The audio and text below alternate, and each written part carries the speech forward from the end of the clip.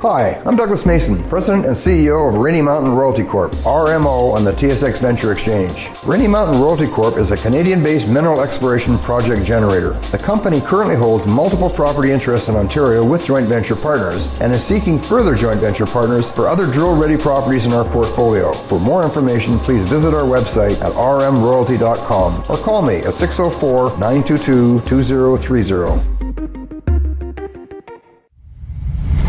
You're listening to HowStreet.com radio, available online at TalkDigitalNetwork.com. Welcome to HowStreet.com radio, the online source for market opinions. Here is Jim Goddard. My guest is Danielle Park, editor of the popular blog Juggling Dynamite and president of Venable Park Investment Council Incorporated. Welcome back to the show, Danielle. Thank you, Jim. Danielle, did the U.S. Fed set up the situation now where perhaps its policies have created a problem with shorting and leverage? You think? Yes. I would say yes to that one.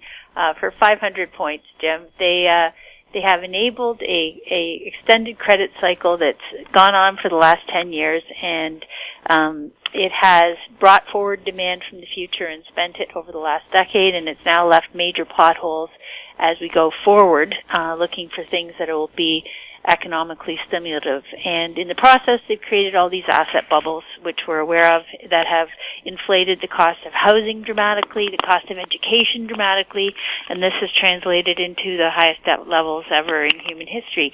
So now we have the weight of an aging population and a heavily indebted one, just at a time when people are very focused on downsizing, spending less, being more efficient, all very good ideas.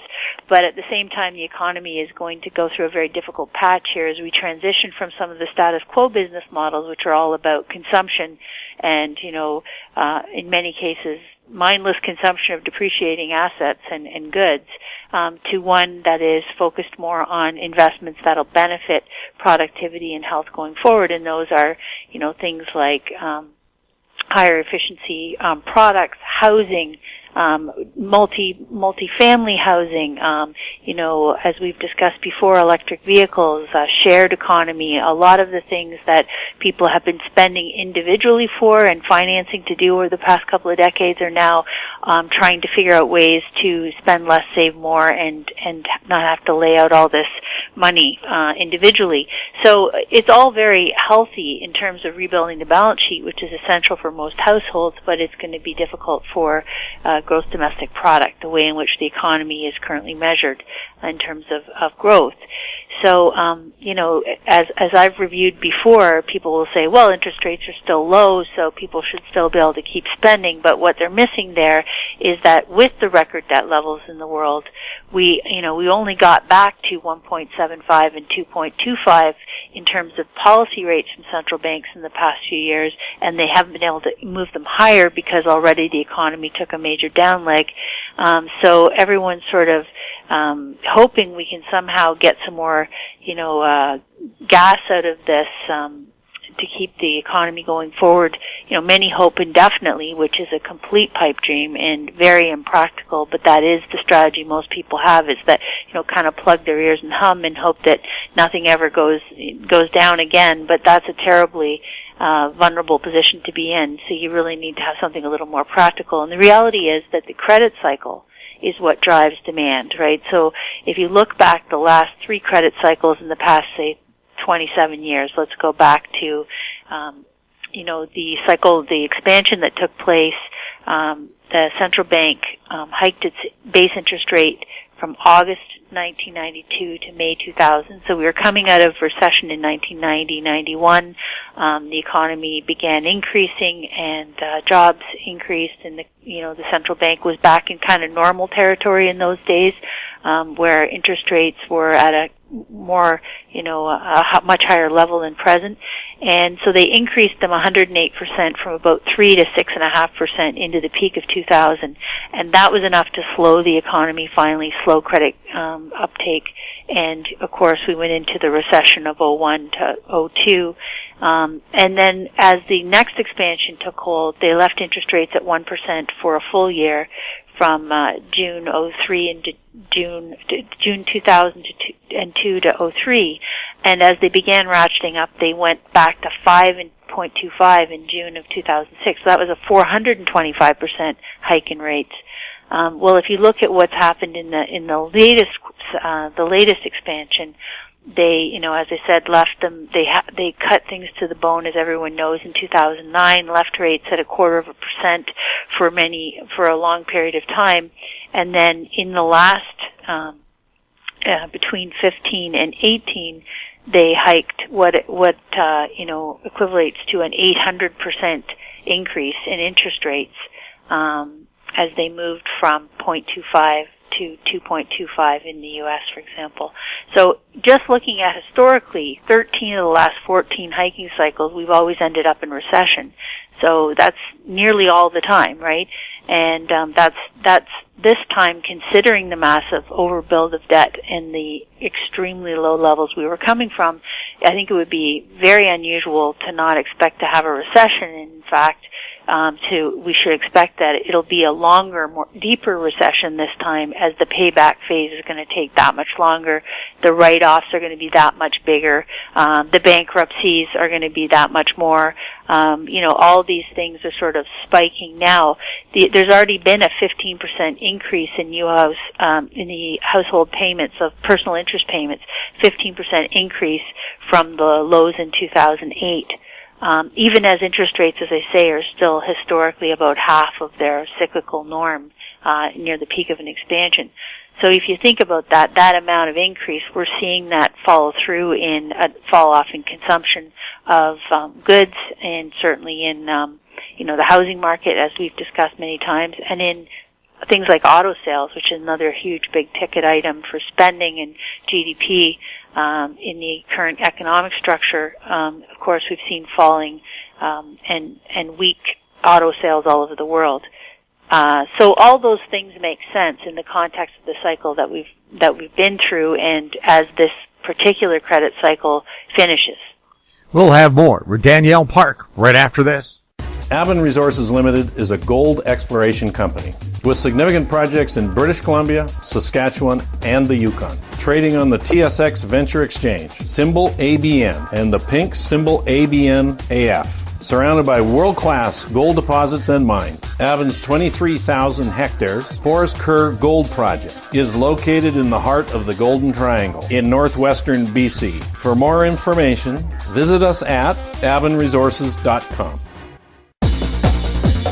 Hi, I'm Douglas Mason, President and CEO of Magnum Gold Corp, MGI on the TSX Venture Exchange. A 2015 drill program on the LH property intersected several high-grade gold intersections, including 11 meters of 20.66 grams per ton gold. Additional drill targets on the LH property have been identified by a 2018 drone airborne magnetic survey to further evaluate a pyrrhotite-enriched gold-bearing system. Please visit our website at magnumgoldcorp.com. Welcome back. We're speaking with Danielle Park. On your blog, you have a headline, "Less is more is the new economy." How does that work? So just looking again at some of the statistics that are relevant today, it's something I've been talking about for quite some time. We've had 2 decades of flat income growth for the masses, and meanwhile, we've had this excessive inflation in shelter and education costs. So the consequence of that is that we have the 18 to 40-year-old age group of people the most indebted of any other generation in history. So that matters because, those are the people that are supposed to become the engine of the economy, so to speak. The people doing the consumption, the people forming households, the people, buying things for those houses, raising children, all that stuff. And they are not able to do that nearly to the same degree as the generation before them because they are so indebted just starting, and because they have this weak wage picture to deal with. So at the same time, the 60 to 70-year-olds, 44% of them are still carrying mortgage debt today. Again, this is hangover from this credit bubble we've been through, this extraordinary period of lax lending and low rates. Up from, in 2001, like sort of 20 years ago at the beginning of the downturn that happened then, you had only 25% of people over 60 having mortgage debt still, right? Ideally, people try and get out of mortgage debt by the time they get into retirement. That's always been the sort of the goal. And 75% of the people were out of mortgage debt, by the time they hit 60 and 20 years ago. Now today, there's, about 44% of people still have that mortgage debt. So that means that, and the median time to pay it off, just in case anyone's thinking, is just they're going to be soon out of debt. The median loan term still left, or amortization time still left on their mortgage, was 17 years. So that's not as if they're about to get that paid off shortly. So what that means is that people are looking for ways to be, again, how to cut costs, how to raise cash for other needed spending, how to amalgamate households. So, up until the 1950s, it was very common for people to have, multi-generations living together, both older and younger, and, the younger helped the older and the older helped the younger, raise children or care for them in their old age. And then you had this sort of burst of individualism and familial separation that happened after the Second World War, really sort of in the 60s. And that was because, there was the GI Bill and various things that made programs that were introduced to help people get into their own houses, and all of a sudden you had this whole generation of people moving away from sharing to separate households and separate expenses. And then you had this problem of what to do with the young people when the middle ages are at work, and what to do with the old people. And of course, that's where we got institutional care like daycares and old folks' homes. But all of this is much less efficient, right, of course, than having people sort of sharing expenses and helping one another inside the household. And so today, not surprisingly, for all the reasons that we've just mentioned, people are moving back to how do we consolidate again? How do we, sell the too big a house perhaps, and buy something that has an apartment in it, or can be shared either with a stranger renting or with another, younger or older generation. And in fact, if you look at the statistics today, it's quite amazing. The latest research says that 41% of the people looking for to buy a home today are looking for something that will accommodate an elderly parent or an adult child. So this is a trend, as I say. Now, 1 in 5 the American data is 1 in 5 live in a multi-generational household today, and that's up from 12% in 1980. So, we had about 20% living in multi-generational households in the 50s. We went down to 12% in the 80s, and now we're moving back up. So ultimately, this is all very productive in terms of rebuilding the savings of households and making them more efficient. It's also got lots of social benefits for, families that can get along together. There can be great enrichment for grandchildren and grandparents. There can be sharing of parenting roles, and all that can be very positive.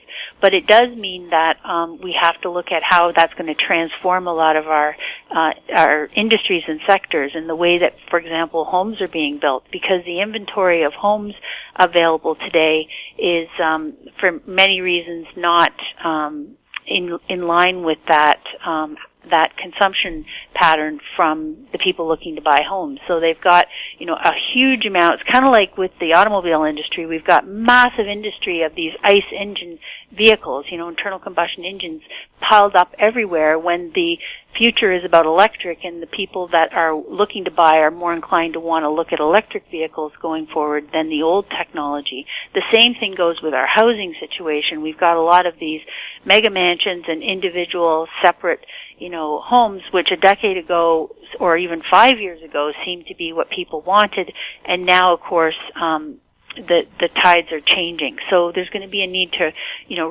build new, and there is. That's why, there's a bunch of people doing new types of communities, new types of housing complex that will accommodate these tendencies or trends. But the bulk of it is dominated still by single-family homes that depend on, everyone having their own car and their own garage to kind of connect with social community with each other. And of course, that's no longer, that whole model is really coming out of favor. People are no longer so keen about golf courses. They want to have access to, community, be able to walk. They want to have connectivity to activities where they don't have to get in their car and drive. Anyway, so I think it's all very positive. It makes perfect sense within the context of everything we've been through.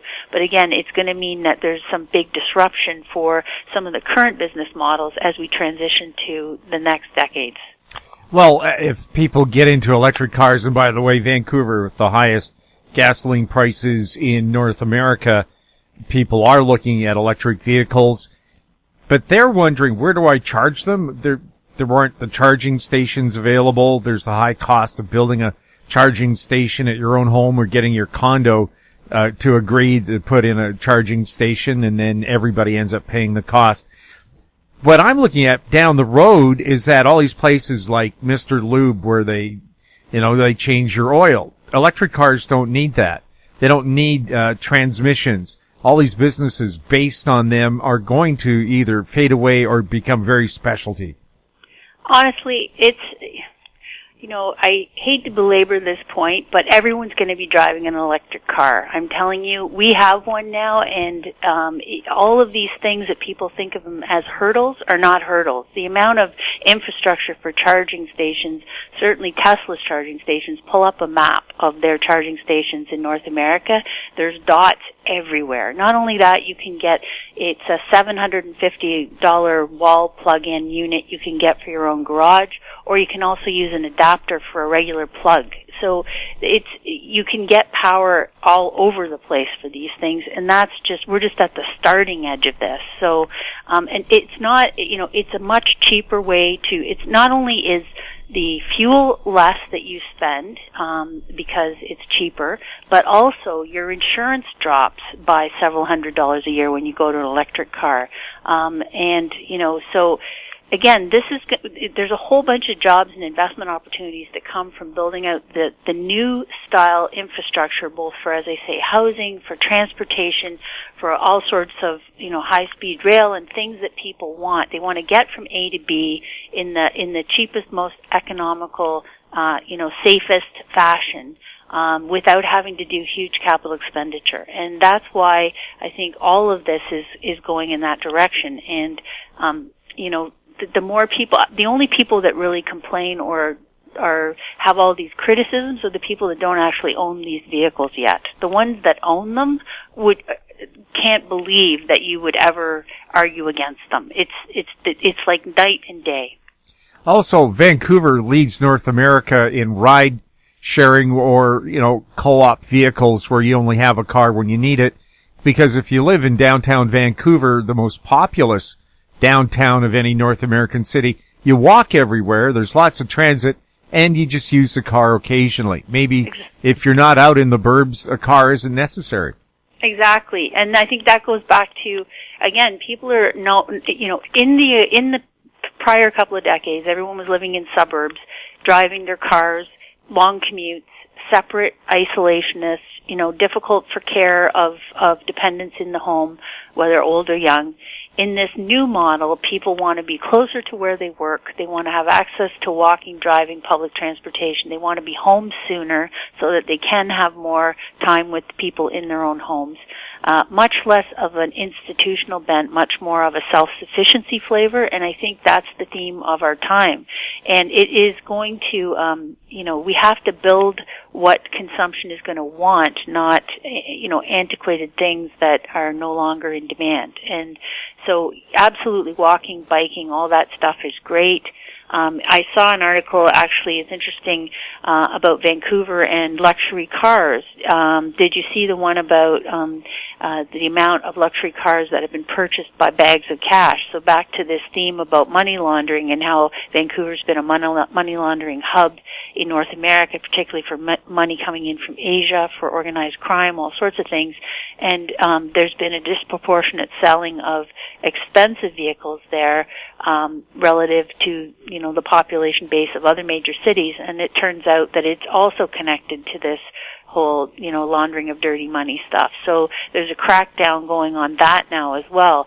So in many ways, even the auto sales, especially the expensive auto sales numbers, have been skewed by these artificial flows coming in, which are now being curtailed. So sort of a similar story to what's happened with some of the hot housing sectors. So again, this is an antidepressant to economic expectations in terms of people who are looking for those types of things to continue driving the economy. And in fact, now, as I say, the future is going to be about doing more with less and wasting less and saving more, and, greater health and peace and all that good stuff. So I think that's a very positive trend. It's just we have to adapt business models to serve that rather than fight the trends. Oh, yeah, you talk about these luxury cars. I had a Porsche, and I felt pretty poor and out of it because on Robson Street it was nothing but Ferraris, Lamborghinis, and McLarens. Well, the Sultan of Brunei, did you see that story? Has apparently 500 Rolls Royces and spends $20,000 on haircuts. This is the zenith of madness. Rolls Royces, I think, start about $350,000 today, and here's the kicker: most people that buy them lease them, Jim. So we know that 85% of normal buyers finance their autos, and 15%, buy things cash. So in a credit contraction era, which is where we are in, we've been at max debt, right? Max lax lending. When we go into a period where people are pulling in of necessity because they have too much debt and not enough income, and where lenders are not able to securitize and get free money, so to speak, you have a much different climate, and all of a sudden it goes back to what people can afford. And that's when the discipline of making more prudent decisions and less waste becomes front and center, and that's ultimately very beneficial. Yes, there's nothing like the feeling of going down the street and seeing a lime green Lamborghini with L stickers on it for learner driver. We'll have more with Danielle Park right after this. Arctic Star Exploration, operated by a team of proven mine finders, is focused on diamonds in Finland and the Northwest Territories of Canada. Work programs are underway in Finland and Canada. Arctic Star trades on the TSX Venture Exchange symbol ADD, on Frankfurt symbol 82A1, and the OTCQB symbol ASDZF. Please visit our website arcticstar.ca or call us at 604-689-1799. Don't miss out. Stay informed. Receive the HowStreet.com weekly recap with thought-provoking podcasts, radio, and articles delivered to your inbox. Sign up for the HowStreet.com weekly recap on our homepage at HowStreet.com. Welcome back. We're speaking with Danielle Park. Danielle, another subject you brought up on your blog. The credit cycle is running its course, and we should plan for it. What does that mean? Well, it's just again, the reality of these forces which are shaping the whole demand picture as we look out over the next decade and two.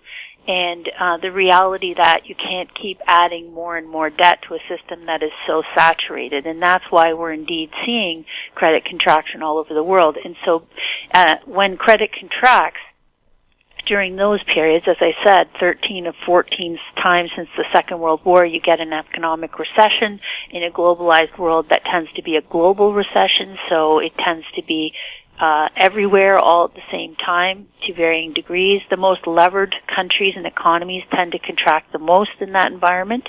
So Canada is very ill prepared for that, given that we're at record debt on corporations and households.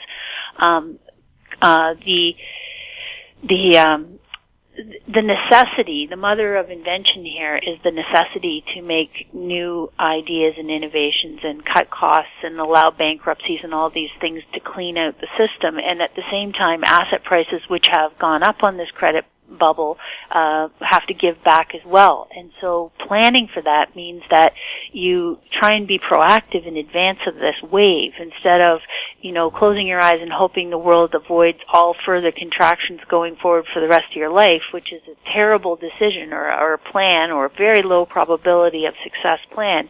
The way that you do it is to behave in a counter-cyclical manner. So when everyone is borrowing their brains out and highly levered, you seek to be paying down debt and trying to get out of a high leverage position. When people have record low savings rates, you try and beef up your own savings rates. When people are very exposed to risky assets with the savings that they do have, securities like corporate debt and stocks, you try and have as little of that as possible.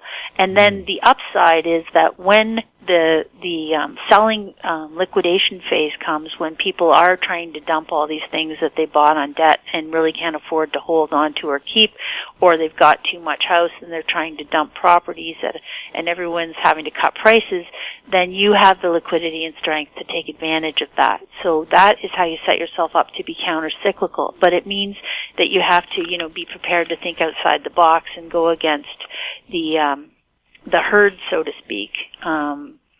And it can be very rewarding. See, people only think this is a very, if you talk about incoming recession and the end of a credit cycle, the people that are not preparing and are hoping that never happens think it's a very negative or pessimistic view, but it's actually not. It's a very pragmatic view, because it's a reality that these things are finite periods of years where credit and asset prices and the economy expands, and then everything contracts. And if you only prepare for the expansion, you're going to always be hurt by the contraction. If you always prepare for the contraction and you're in good shape, then you'll be able to take advantage of it. So you keep your risk profile low while everyone else's is high, and that's how you survive and thrive through full market cycles, full economic cycles. And then always, as I say, I don't know why people are so resistant to the evolution of our technology, our habits, our behaviors, because there is solutions for all sorts of things, and there always has been issues at hand, whether it be plastics and solutions we're coming up with for new packaging, whether it be replacing ice with EV vehicles, whether it be figuring out new housing formations and styles and ways of building that are highly efficient. These are the ways we will solve the challenges of our time, and it's a very exciting investment opportunity, and it's very exciting for all sorts of reasons if you look for that light. But if you try and resist that change and only look at the dark, it can be a very grim I've seen outlook. I've seen several things on YouTube. Instant houses that spring out of a frame. I think it's called 8D or something in England. Very fascinating. We have UBC designing printable houses where in a day they can use a 3D printer to build your house, and I've seen other examples of that. So the old traditional ways can be replaced very efficiently, very cheaply. Of course, it doesn't solve the high cost of land, but it's a big part of the battle. Well, and again, if you're going to repurpose mega mansion properties into more multi-dwelling use, all of a sudden you get more living space per acre, and you can definitely be more consolidative in that way as well. But absolutely, 3D printing of whether it's body parts or vehicles or houses, these are all major themes going forward, and they're part of that new economy, and that is all extremely exciting to look forward to. Danielle, thank you so much for chatting with us. Hey, thank you. My guest has been Danielle Park, editor of the popular blog Juggling Dynamite. If you have any questions for Danielle or any of our other guests, you can send them to info@housestreet.com. You're listening to HoweStreet.com radio. Find us on Twitter @HoweStreet, and our YouTube channel is Talk Digital Network. I'm Jim Goddard. Thanks for listening. Comments made on HoweStreet.com radio are an expression of opinion only and should not be construed in any matter whatsoever as recommendations to buy or sell any financial instrument at any time. Available online at TalkDigitalNetwork.com. HoweStreet.com radio is a production of HoweStreet Media Incorporated.